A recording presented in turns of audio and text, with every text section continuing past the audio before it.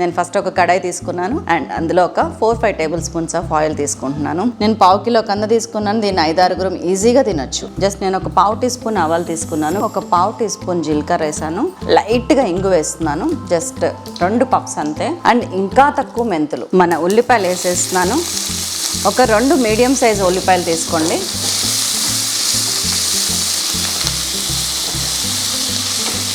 And ఇందులో పొరపాటును కూడా అల్లం వేయొద్దు. నేను జస్ట్ వెల్లుల్లి, మీరు దంచితే కనుక 7-8 వెల్లుల్లి దంచండి, లేకపోతేనేమో ముద్ద అయితేనేమో 1 టీ స్పూన్ వెల్లుల్లి ముద్ద వేసేయండి. ఉల్లిపాయలు మరీ వేగనివ్వద్దు. జస్ట్ లైట్ షేడ్లోకి టర్న్ అవ్వగానే, ఉల్లిపాయ మగ్గగానే ఒక 1/2 టీ స్పూన్ పసుపు వేస్తున్నాను, ఒక 1 టీ స్పూన్ ఉప్పు వేస్తున్నాను.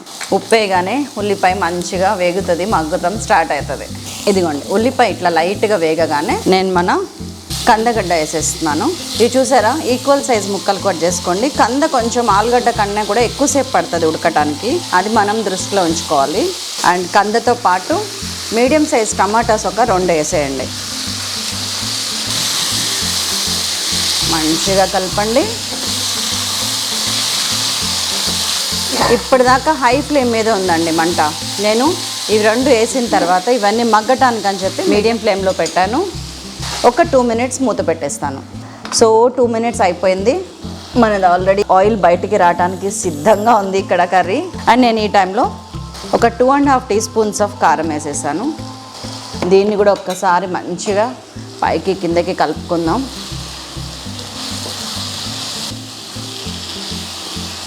ఈ టమాటా ఉంది చూసారా, దీన్ని ఉడకాలి, కానీ మనకి అది పేస్ట్ అవ్వకూడదు. ఇది అలాగే ఉండాలంటే దీన్ని ఎక్కువ కదపటము, ఎక్కువ మగ్గబెట్టడం లాంటివి అప్పుడే చేయకూడదు అని అర్థం. ఇది ఇలా ఉన్నప్పుడు కొంచెం ఒక 1 మినిట్ కారాన్ని కూడా ముక్కకు పట్టనిచ్చి, సో 1 మినిట్ అయింది. అండ్ నేను కొంచెం వాటర్ యాడ్ చేస్తున్నాను. నేను జస్ట్ ఇప్పుడు ఒక 100 ml 1/2 గ్లాస్ ఆఫ్ వాటర్ పోసాను. మాక్సిమం 1 కప్ అంతే. దీన్ని ఇలాగే ఉంచి ఫస్ట్ ఉడికొచ్చేదాకా హై ఫ్లేమ్లో పెడుతున్నాను. ఒక్కసారి ఇలా కూర అంతా మగ్గటం స్టార్ట్ అవ్వగానే మీడియం ఫ్లేమ్లో పెట్టి మూత పెట్టేస్తున్నాను. ఇలాగ ఒక 10-15 నిమిషాలు మగ్గనివ్వండి. కందని బాగా ఉడకనివ్వండి. దాని వాటర్ దానికే ఉంది, కంద మంచిగా ఉడుకుతుంది చూసారా. జస్ట్ 5 మినిట్స్ అయింది. ఇంకొక 10 మినిట్స్ నేను కందని ఉడకనిస్తాను. వావ్, ఇది సిమ్లో పెట్టినా కానీ దగ్గరకు అయింది చూసారా, ఇట్లాగా. గుడ్, ఇదే కన్సిస్టెన్సీ నాకు కావాల్సింది. ఇప్పుడు మనం ఒక్కసారి ముక్క ఎంత ఉడికింది అనేది కన్ఫర్మ్ చేసుకోండి. ఇట్లాగా ఆల్మోస్ట్ ఉడికిపోయింది, 15 మినిట్స్లోనే ఉడికిపోయింది. ఇలా ఊరికనే స్పూన్ ఇలా పెడితే ఇలా దిగిపోతుంది. ఇది ఎనఫ్. సో దీనిలోకి నేను ఇప్పుడు, ఇది పులుసు అని గుర్తుంది కదా, ఒక 25 గ్రామ్స్ ఆఫ్ చింతపులుసు వేసేస్తున్నాను. చింతపండు నానబెట్టి చిక్కగా పిండిన పులుసు. అండ్ ఒకసారి ఇప్పుడు కన్సిస్టెన్సీ చూసుకోనగలరు. మనకి దింపుకునేటప్పుడు ఇలా ఉండాలి పులుసు, ఇలా చిక్కగా. సో ఇప్పుడు కొంచెం వేసేస్తున్నాను. మళ్ళీ నేను హైలో పెడుతున్నాను stove. Just 50 ml of water వేస్తున్నాను.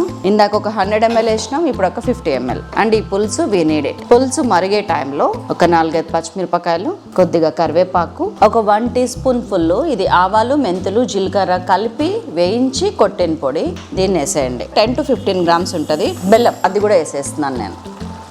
ఉల్లికాడలు చల్లేయండి. మళ్ళీ మనకి పులుసు మరగటానికి వచ్చింది కదా, ఈ టైంలో ఒక్కసారి ఉప్పు చూడండి. It's very nice. అప్పుడే టేస్ట్ వచ్చేసింది, కళ వచ్చేసింది. కానీ పులుసు కనీసం ఒక 2-3 నిమిషాలన్నా మసిలితే ఆ టేస్ట్ వేరు ఉంటుంది. మనకి ఆల్రెడీ కంద ఉడికిపోయింది కాబట్టి ఒక 2-3 నిమిషాలు మసలనిద్దాం. మనం అనుకున్న 3-4 నిమిషాలు అయిపోయింది.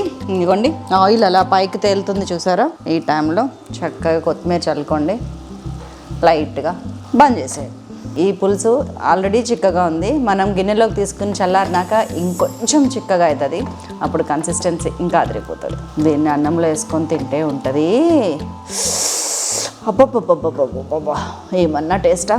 So shall we serve.